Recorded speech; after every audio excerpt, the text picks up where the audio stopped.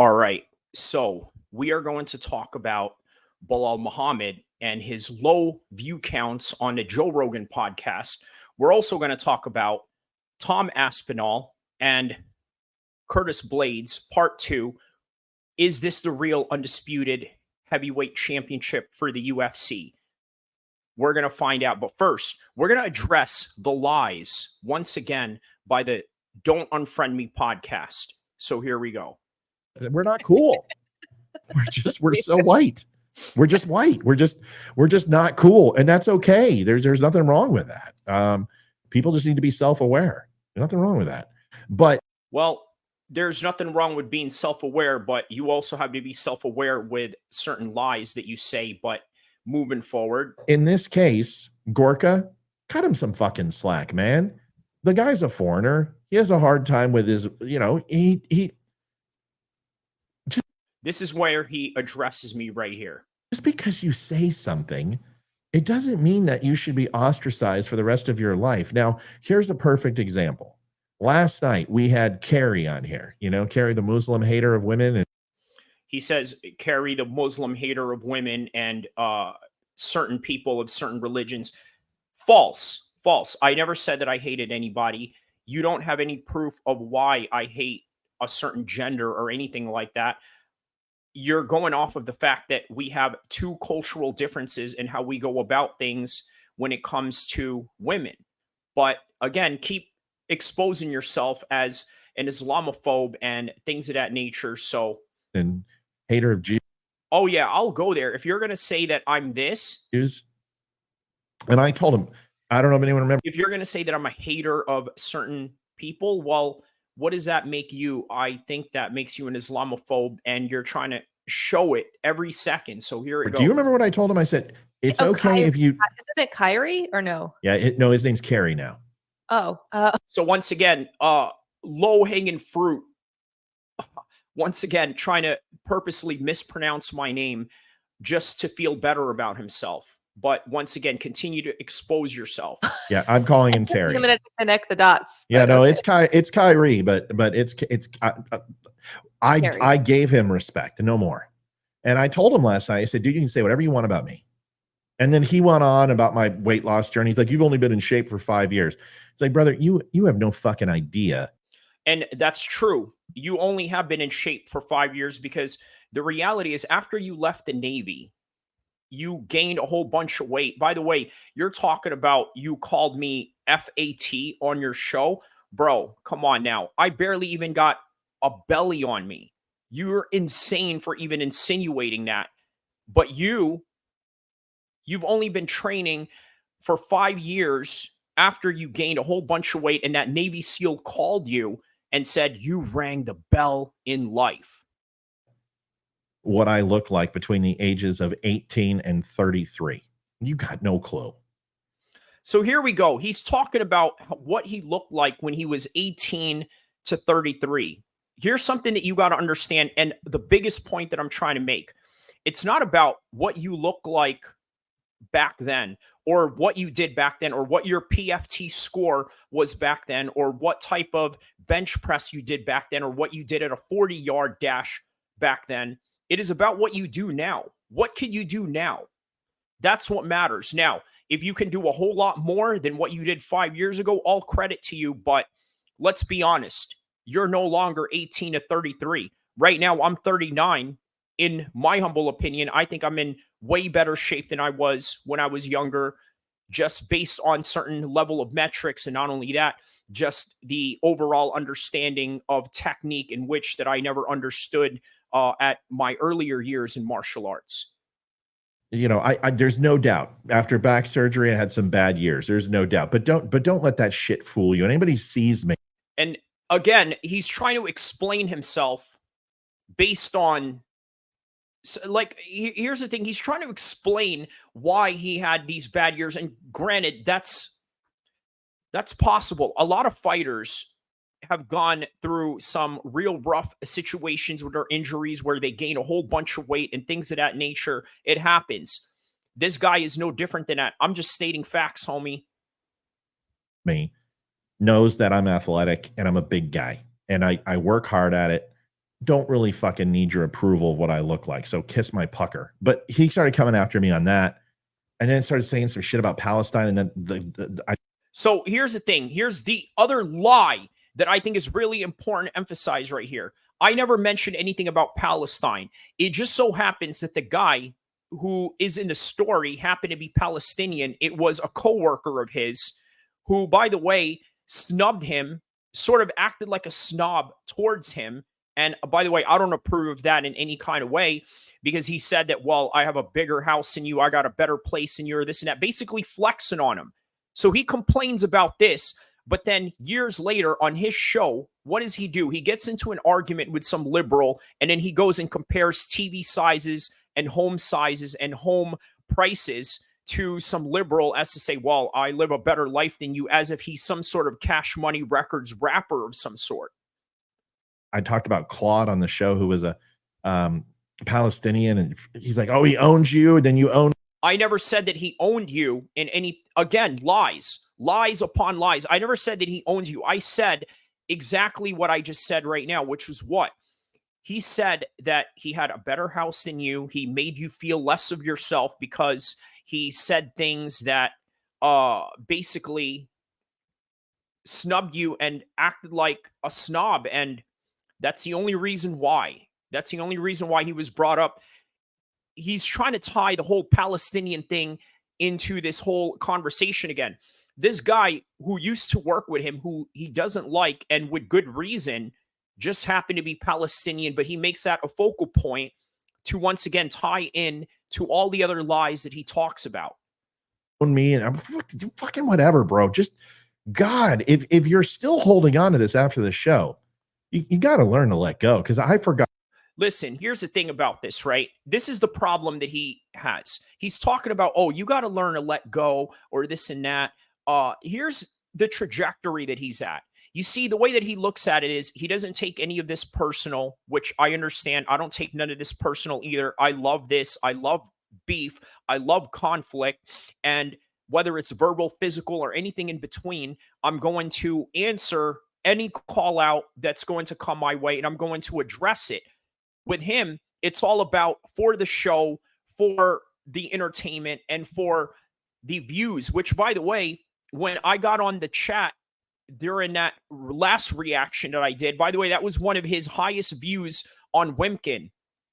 Shout outs to him on that. Again, no hate. We're all in the same business. By the end of the day, we're all in the entertainment business. And for whatever reason, he has a serious problem with me saying that. But hey, welcome to the entertainment business, bro. Forgot about you the moment that we shut the feed down. Anyway, so he says that he forgets about it the minute that the feed gets shut down. Fair enough. But understand this. It doesn't mean that I'm going to sit there and let you insult me without me firing back at you and clearing the air of all the lies that you are spewing. So it was pretty bad last night, Amy. It was one of my classic. It was pretty bad in what way? In a way that it disturbed your show, in the fact that you were trying to react to a Trump rally and you didn't get to it. So you just spent 45 minutes with me, and he explains it right here. Rip on him for about 45 minutes, and we had the most views that we've had in a while because people really liked it. But see, so there you go. So you understand that people really like it. You understand that it's all about entertainment. And then here's the thing, right? I will admit where I'm willing to do things for entertainment, but then some people just want to act like, oh, well, they're all pure and above it all. And that's not the case here. The point is I told him, I said, if you talk bad about me, I don't care. But the moment you disrespect any of my viewers again, you're gone. So what he's talking about right here is that I had to address some of his viewers in the comment section. So here's the thing, right? Joe Rogan once said that, and by the way, we're going to get to Joe Rogan in a second with the Belal Muhammad episode, but Joe Rogan said something to the effect of, if you're a famous person, or if you're in the limelight, or if you're in the public eye in any capacity, do not read the comments. Well, here's the thing. I broke that rule. I read the comments, and I went in there and gave my peace of mind to certain people. Now, here's the problem. What he's about to say right now, he said that one of the people that I had talked down to, which, by the way, was an overweight girl, had autism had autistic issues or had autism. Well, I didn't know that. How was I supposed to know that? Now, do I regret saying that, knowing that after the fact? Sure, but you're not going to guilt trip me into defending myself. And I understand that it was a very undesirable circumstance, but it is what it is, and that's what happened. So don't throw stones if you live in a glass house, is the best way to really put it. And he went after Sarah Nichols, and right here, this is where he explains it. he started making fun of her body type. And I'm like, because she's talking about how, you need to shut your mouth or this and that. And I told her, well, you look like you stuff a lot of things in your mouth or this and that. You have no self-control. I own it. I said it. Did I know that she had any issues or anything like that? Who are you? So how are you supposed to know what anybody is behind the computer, right? Yeah. I mean, she even mentions it right here on the comment section. But anyways, this is not the focus. She's not the focus here, but go on. Like, so not only are you a sexist Muslim dick, you also go after people who struggle and have a disability. And once again, trying to create more lies upon lies, because this is what this guy does. So do you think that I absolutely hate certain people of certain genders, disregarding the fact that I come from a different culture, a different background? We look at the world in a completely different light. And you obviously don't have any respect towards that. You want to create it as some sort of narrative to fit your agenda. And by the way, here's the thing, right? If you think that your whole entire Western culture is so superior in terms of whatever you want to call it, in terms of a family lifestyle or structure or this and that, explain to me why there's a high divorce rate in the United States. And then on top of that, a lot of these dudes who are super rich or whatever get their money taken from them. And even worse, some guys end up becoming homeless as a result of that. So continue to champion the idea of secular relationships and secular marriages and things of that nature, because statistics don't lie, my man. And you may be living a much more successful life than anybody else who lives a secular life, but the statistics don't lie. You may be the exception to the rule, and who knows, maybe somewhere down the line, maybe your wife will get sick and tired of you at some point. And here's another thing too. You put your wife and your whole entire family on camera. That's not something that I would do, and with good reason. It's a security issue. Not only that, it's a issue in terms of your private life. And not only that, you're going to be susceptible to getting doxxed. So again, to each its own. That's your own choice. You're here to bash me for my lifestyle and my worldview. I'm going to do the same to you and pick you apart just as you pick me apart. Moving on. Because Sarah is functioning autistic. And like a few of our viewers, along with Susie, we embrace that. And here's another thing. Okay, was I supposed to know that this person was functioning on that particular basis? No, of course not. Are people going to come after me because of that? No, because number one, nobody even knows who she is. By the way, shout outs to that person. Meant no harm by it, but guess what? Don't talk smack, okay? But I understand you are who you are. I'm not going to respond or get into any engagement with you again, because if that's what it is, then that's what it is. But at the same time, here he is. He's trying to correlate one of his co-hosts. His name's Leroy. He's bringing his son up into this whole situation, saying, oh, well, he's functioning on that as well. He's got this going on, this and that, whatever. You're trying to correlate all of this to make it seem way worse than what it is, but moving forward. And Leroy's son. Yep. And a lot of our viewers have autistic children. And unfortunately, it's going to even get more prominent after the shot. But you're not going to do that shit. You're not going to go after my viewers. You're not going to insult them. You can insult me. Go ahead. Because everything you say to me means nothing to me. But the moment you insult one of my viewers, you're just proving that you're a complete douche plow. So let's do this now. So Yeah, that's all that there is to it. He thinks I'm a douche plow. That's what it is. Here's something you got to understand: in the world of conflict, people are going to disagree. People are going to have differences of opinions, differences of lifestyles, the way that they're going to look at things. And on top of that, if you mess with somebody like me, I don't care who you are, unless, of course, with certain special circumstances, I'm not going to stand for it. And that's that. So moving forward, as he moved forward with his own show, I'm going to move forward with my own show. As I talk about mixed martial arts, he's going to talk about the world of geopolitics. We're going to move on with our lives, and that'll be that. So Belal Muhammad and Leon Edwards, they're going to fight coming up in a couple of weeks now. Right now, it is July 12th on a Friday. This fight is going to take place in July 27th, 2024. Same day, by the way, as Derek Chisora and Joe Joyce. So a great day for UK combat sports. Now, let's address the low views that are going on with Belal Muhammad in the Joe Rogan podcast. There's a lot to unpack with that. For one, you got to understand there are people who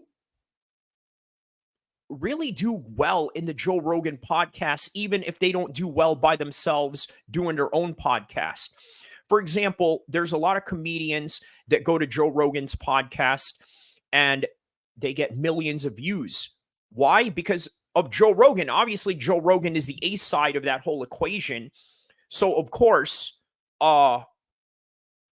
naturally, you're going to get a lot of views when you go to Joe Rogan's podcast. Now, 12 days, this whole entire podcast accumulated only 1,000 views, right?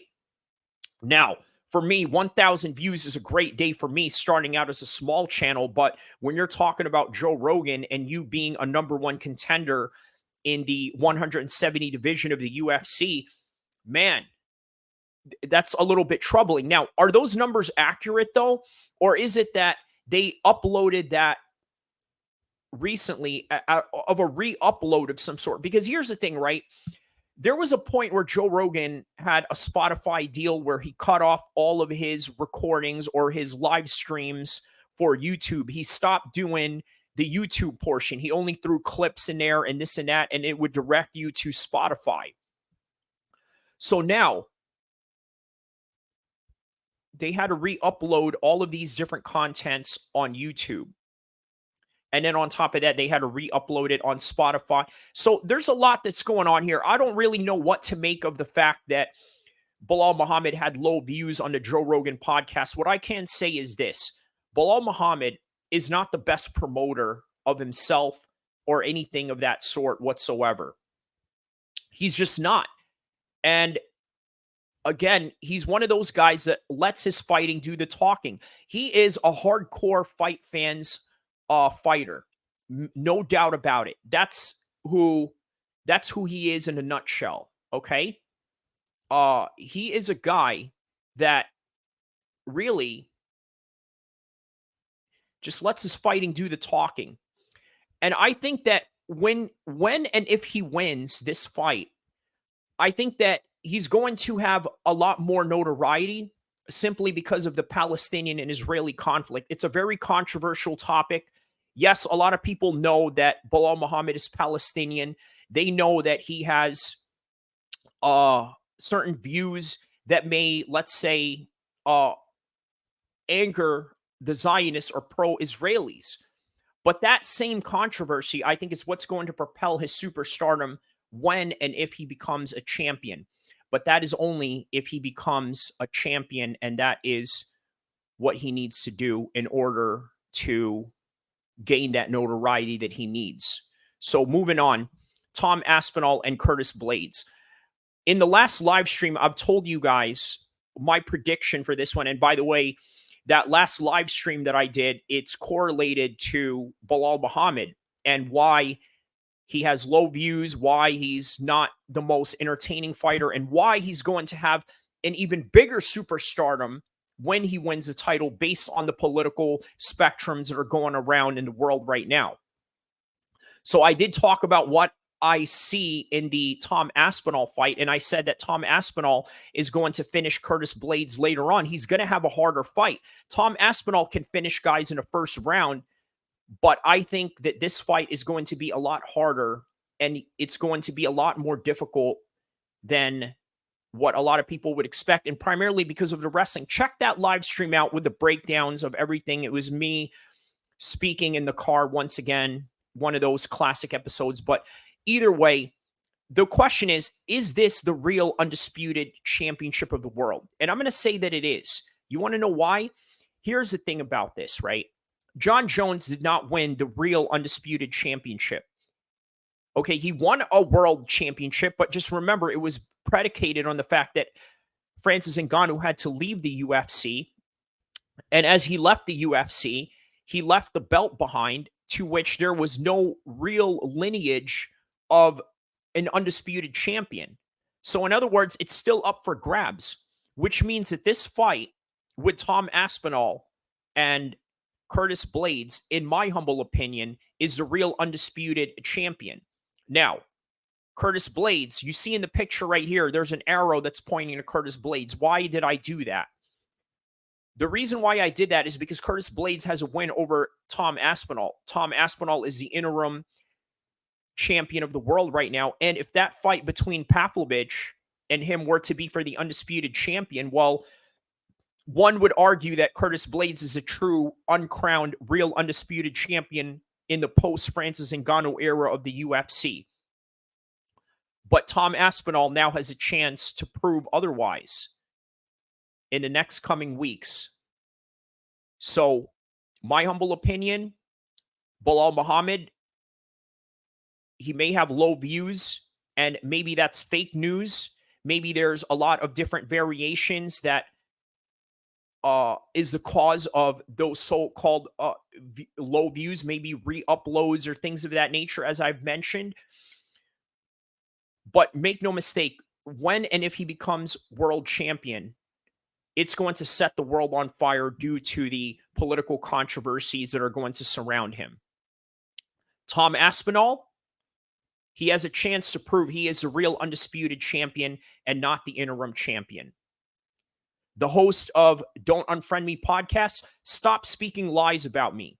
I understand that you're trying to look big in front of your audience. I understand that you're trying to look like the hero. I understand that you're simping yourself down to the level of saying, oh, well, I'm doing this for women. He's a woman hater or this and that. You don't know a damn thing about me. But I understand you want to say whatever it is that you want to say out of entertainment value. Please don't expect me to not say anything back, because I will. And that's just really all there is to it. Like and subscribe. I will see you guys in the next content to come, inshallah.